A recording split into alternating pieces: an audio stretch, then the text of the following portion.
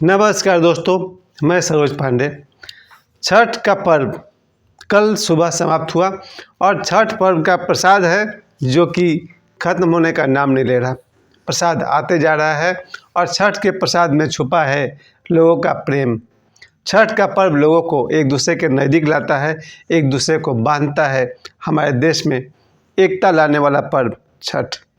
आप कह सकते हैं कि होली भी एकता लाता है, दुर्गा पूजा भी एकता लाता है, या कोई भी पर्व लोगों को एक सूत्र में बांधने का काम करता है।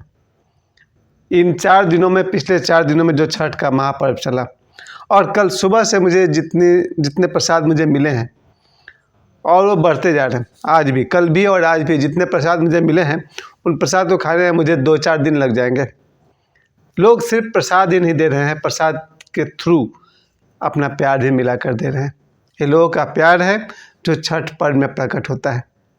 पिछले 4 दिनों में मैंने इस बात को महसूस किया कि जिस दिन खरना का पर्व था, एक एक छठ के व्रतियों ने, छठ के व्रत करने वाले लोगों ने 100 लोगों को या उससे ज़्यादा लोगों को निमंत्रित किया था। बहुत बड़ी बात है। आप ध्यान दीजिएगा, जब होली का पर्व आता है तो आप कितने लोगों को निमंत्रित कर पाते होंगे? ज़्यादा नहीं। होली का पर्व में शायद किसी को निमंत्रित नहीं भी किया जाता हो। 2, 4, 5, 10 लोग होते हैं आपके अपने जो आते हैं, मिलते हैं। लेकिन छठ के पर्व में लोग सोच सोच करके लोगों के पास घर जाते हैं। कोई फ़ोन कहता है बहुत दूर हुआ तो, या खुद वहाँ जाते हैं, स्वयं वहाँ जाते हैं, लोगों को निमंत्रित करते हैं। छठ का पर्व की सुंदरता देखिए कि जब छठ में जिस दिन खरना का पर्व था, प्रत्येक व्रत करने वाले लोगों ने 100 या उससे ज़्यादा लोगों को निमंत्रित किया था खरना के प्रसाद के लिए। मैं फिर से इस बात को रिपीट करना चाहता हूँ कि 100 तो मैंने बहुत कम बोला है। प्रत्येक घर में 100 से अधिक लोग आए थे और उन्होंने छठ का प्रसाद, खरना का प्रसाद ग्रहण किया। उस दिन मुझे दिखाई पड़ रहा था कि अगर 100 घर में छठ हो रहा और सबने 100 लोगों को निमंत्रित किया है तो ये 10,000 लोग एक दूसरे के नज़दीक आ रहे हैं, आपस में बंध रहे हैं। और ध्यान दीजिएगा, छठ पर्व का जाति से कोई भी लेना देना नहीं है। इसमें कोई नहीं पूछता है कि किसकी क्या जाति है। बस एक ही चीज़ सबको याद आता है, जो छठ व्रत कर रहा है उसके चरण स्पर्श किए जाते हैं। जो लोग भी छठ का व्रती होता है, मुझे याद है, चाहे चैत वाली छठ हो या कार्तिक वाली छठ हो, जो व्यक्ति, स्त्री या पुरुष छठ का व्रत करते हैं उनके हम लोग चरण स्पर्श करते हैं। तब हम ये नहीं देखते हैं कि फला आदमी कौन सा जाति का है या फला स्त्री कौन सी जाति की है। कोई ज़रूरत नहीं देखने की। जो छठ का व्रत कर रहा है वो छठ के साथ एकाकार हो गया है, छठी माता के साथ एकाकार हो गया है। छठ का पर्व लोगों को जोड़ने का और नज़दीक लाने का काम करता रहा है।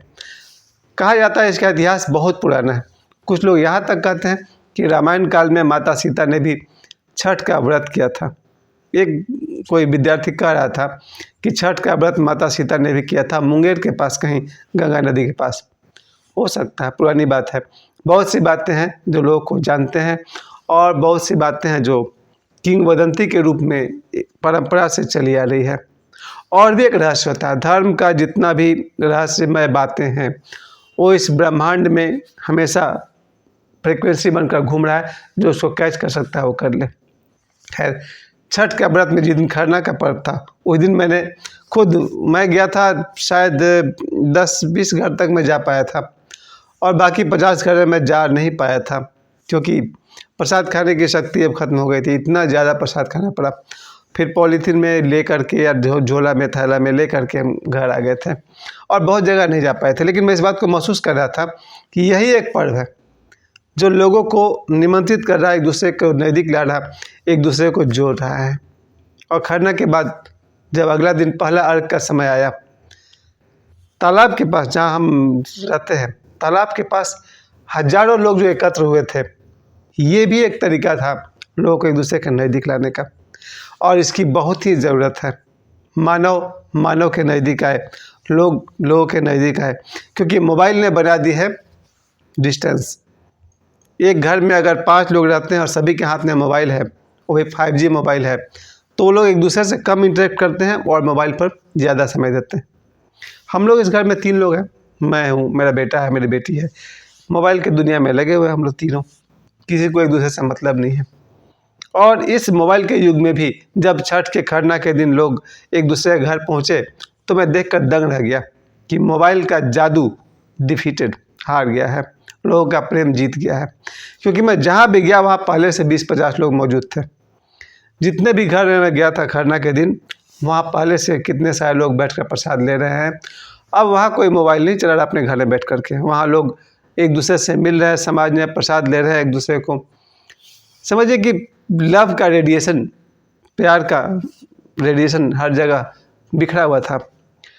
और खरना के बाद जब अगला दिन हम लोग के पास आया, जब पहला अर्घ में हम लोग शाम को गए, उन हज़ारों लोगों को हमने देखा। सब उसमें से तो मुझे लगता है कि 1000 लोग तो सिर्फ व्रत कर रहे थे, दर्शक तो हज़ारों थे।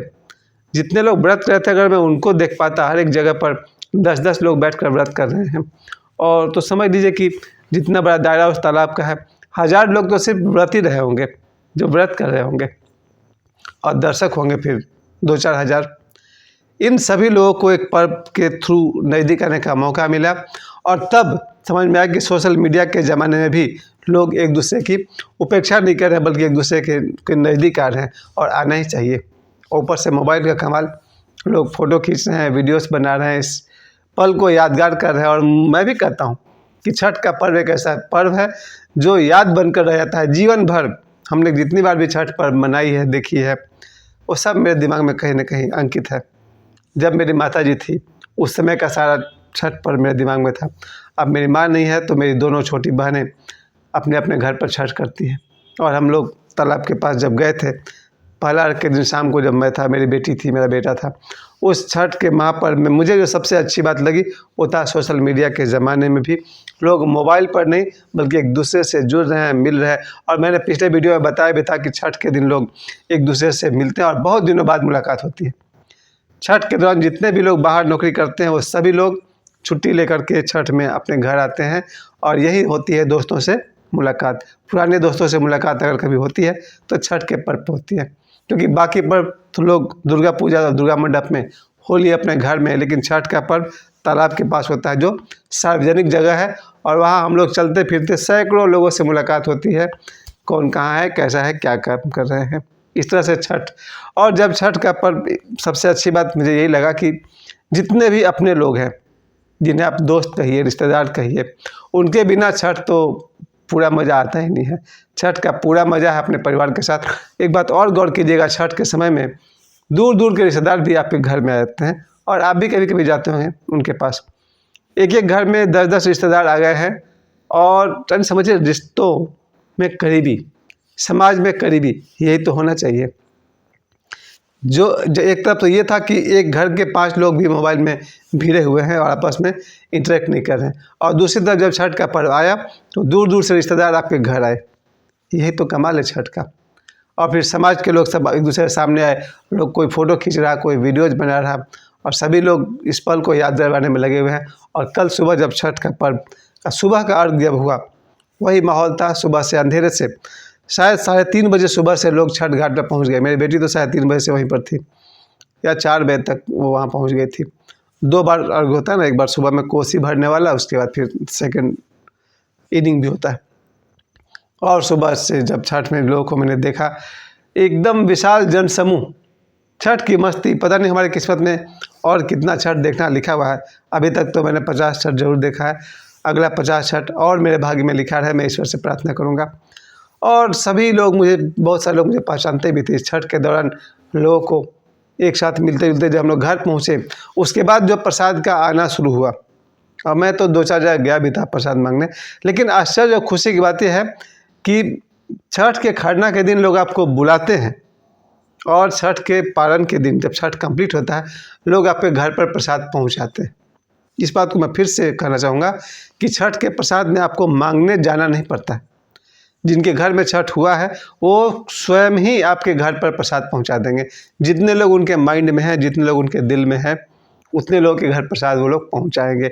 मेरी माँ तो वहाँ से छठ घाट से आती थी, और बस कुछ खाया पिया, और फिर मेरी माँ जो शुरू होती थी सुबह 7 बजे से प्रसाद बांटना, वो दिन में 11-12 बजे दिन तक वो जितने लोग को जानती थी उतने लोग को प्रसाद भेजती थी। वही बात कल सुबह से मैं देख रहा हूँ कि बस घर पर नॉक हो रहा, 10 मिनट बाद प्रसाद लीजिए। कभी हम दोपहर में आराम कर रहे थे, नॉक हुआ, प्रसाद लीजिए। यानी कल सारा दिन और आज सारा दिन मेरे घर पर प्रसाद आते जा रहा, मैं उसको स्टोर करते जा रहा हूँ और भी खा रहे हैं, मुझे और 1-2 दिन लग जाएंगे। प्यारे दोस्तों, मैं कहना यही चाहता हूँ कि हमारा देश भारत हो। मैं तो पूरे विश्व का कल्याण चाहूँगा, सिर्फ भारत का क्यों? क्योंकि ओशो का शिष्य होने के नाते मेरे लिए पूरी धरती मेरा परिवार है, पूरा विश्व मेरा परिवार है। लेकिन फिर भी कोई नहीं माने तो इतना तो जरूर कहूँगा कि हमारा देश भारत, भारत और भारत की जो सनातन धर्म है, इसका जो भी ये छठ पूजा जो है, ये सनातन धर्म का बहुत बड़ा पर्व है। भारत अपनी गरिमा को फिर से पाले, क्योंकि भारत की ऊंचाई आप सभी ने रामायण युग में पढ़ी है, देखी सुनी है, महाभारत के युग में देखा है। अगर आपको बहुत प्राचीन भी लगता है तो भी सम्राट अशोक ये तो ऐतिहासिक व्यक्ति हैं, विक्रमादित्य तो ऐतिहासिक व्यक्ति हैं। तो राजा अशोक हो या राजा विक्रमादित्य हो, उस जमाने में भारत का जो विस्तार था, जो प्रभाव था, जब भारत को सोने की चिड़िया कहा गया और इतना धन संपदा यहाँ पर था, अन्न थे, मसाले, सोना चांदी, इन सब के कारण भारत को गुलाम किया गया, भारत को विकृत किया गया। जब विदेशी भारत में आए, उन लोगों ने भारत की जो रूपरेखा है, रंग रेखा है, उसको डिफॉर्म कर दिया, विकृत कर दिया। उसी भारत को अंग्रेज़ों ने गुलाम किया और फिर आज़ादी के बाद से देश धीरे धीरे भारत पर एक 2 तरह के धारा एक साथ चल पड़ी। एक तरफ राजनीति थी, 1947 से लेकर के 2023 तक। एक राजनीतिक धारा को आप याद कीजिए, जहाँ भारत के प्रथम प्रधानमंत्री पंडित जवाहरलाल नेहरू और प्रथम राष्ट्रपति डॉक्टर राजेंद्र प्रसाद से लेकर के आज तक जितने भी प्रधानमंत्री हुए हैं और जितने भी राष्ट्रपति हुए हैं, और इस समय जो भारत के प्रधानमंत्री हैं और जो भारत के राष्ट्रपति हैं, वहाँ तक भारत को बनाने वाले, भारत के निर्माता यही लोग होते हैं, प्रधानमंत्री और राष्ट्रपति। और भारतीय जनता के विचार पर जो प्रभाव पड़ता है वो इनका प्रभाव पड़ता है, जो देश के लीडर होते हैं। हमारे राष्ट्रपति जैसे होंगे उसका प्रभाव हमारे जनता पर पड़ेगा, हमारे प्रधानमंत्री जैसे होंगे उनका प्रभाव हमारे जनता पर पड़ेगी। मगर एक धारा और पैरेलल चल रही है, वो है बॉलीवुड की धारा। हमारे देश के करोड़ों लोगों पर बॉलीवुड का, मुंबई फिल्म इंडस्ट्री का बहुत बड़ा प्रभाव पड़ता है। सबसे ज़्यादा खुद मुझ पर पड़ा है, इसलिए मैं इस बात को कहना जरूरी समझता हूँ। आज ही के दिन 21 नवंबर 1987 को शत्रुघ्न सिन्हा धनबाद आए हुए थे। 1987 की बात कर रहा हूँ। 21 नवंबर 1987 को शत्रुघ्न सिन्हा धनबाद आए हुए थे। यहाँ उनका कुछ कार्यक्रम था, भौड़ा, यही नज़दीक में। तब मैं 14 वर्ष का था और उस समय मेरे लिए बॉलीवुड के एक्टर एक्ट्रेस मेरे लिए भगवान हुआ करते थे, चाहे बच्चन साहब हो या शत्रुघ्न सिन्हा हो या उस समय की हीरोइन हो। बस इसमें ही मुझे देवी देवता जैसा आकर्षण मुझे होता था। सिन्हा साहब आए यहाँ पर, उनको देखने के लिए मैं उनके कार के पीछे पीछे दौड़ गया, जबकि मैं 3 महीना से अगस्त महीना से मुझे जॉन्डिस हो चुका था। अगस्त, सितंबर, अक्टूबर 3 महीना मैं जॉन्डिस से परेशान था। और जब मैं जॉन्डिस से ठीक हुआ तब तक शत्रुघ्न सिन्हा साहब की गाड़ी देखकर पीछे पीछे 1 किलोमीटर तक दौड़ता चला गया, जबकि जॉन्डिस वाले पेशेंट को वॉकिंग भी खतरनाक है, बेड रेस्ट लेना चाहिए था। दौड़ते हुए शत्रुघ्न सिन्हा के कार के पीछे पीछे जा रहे हैं, उनका भौरा में जहाँ कार्यक्रम था वहाँ बैठकर उनके कार्यक्रम को देखे। उसका जो बीमार पड़े, मुझे नेफ्राइटिस नाम का बीमारी हो गया, जिससे शरीर में पानी भर जाता है वगैरह वगैरह। फिर मुझे 1 महीना हॉस्पिटल में एडमिट होना पड़ा, धनबाद रेलवे हॉस्पिटल में 24 दिन तक मैं एडमिट रहा। फिर मैं स्वस्थ हुआ। 2-3 महीने बाद मैंने बोर्ड का एग्ज़ाम दिया 1988 में, अच्छे नंबर से पास किया। वो इसलिए मैं कहना चाहता हूँ कि पढ़ाई के मामले में मैट्रिक तक मैंने बेईमानी नहीं की है। मेरे हर वीडियो में मेरा निशाना स्टूडेंट्स होते हैं, विद्यार्थी होते हैं। मैं सभी विद्यार्थियों से कहना चाहता हूँ, कुछ भी करिए, पढ़ाई पर ध्यान रखिए, पढ़ाई पर फोकस रखिए, वही आप पे काम आएगा। छठ पर्व का चूँकि आज विषय है, कहते हैं छठ पर्व सूर्य से जुड़ा हुआ है और सूर्य आपके इंटेलिजेंस से जुड़े हुए हैं। सूर्य का प्रभाव आपके दिमाग पर पड़ता है। अगर ऐसे भी कहा जाता है, जो बच्चे सूर्य को सुबह में जल चढ़ाते हैं उनकी भी बुद्धि तेज होती है। जो सूर्य की उपासना करते हैं, जैसे गायत्री मंत्र, ओम भूर्भुवः स्वः, ये भी सूर्य की उपासना का मंत्र है। सवितुर्वरेण्यम, सविता मतलब सूर्य होता है। ओम भूर्भुवः स्वः तत्सवितुर्वरेण्यम, सवितुर मतलब सविता, सविता मतलब सूर्य। सूर्य का पर्व है। छठ पर्व के माध्यम से मैं सभी विद्यार्थियों को और सभी लोगों को, चाहे स्त्री हो पुरुष हो, किसी भी उम्र के हो, छठ पूजा के प्रताप से, इनके आशीर्वाद से आप सभी के बुद्धि विकसित हो, आपका ज्ञान विकसित हो। क्योंकि ज्ञान है तो शक्ति है, ज्ञान है तो प्रेम है, और ज्ञान है तो खुशी है। एक बार फिर मैं कहूँगा, छठ महापर्व लोगों को नज़दीक लाती है, एक दूसरे से जोड़ती है। लोग प्रसाद के रूप में अपना प्रेम बांटते हैं, जो ख़त्म ही नहीं हो रहा है। मुझे समय देने के लिए आप सभी को बहुत बहुत धन्यवाद।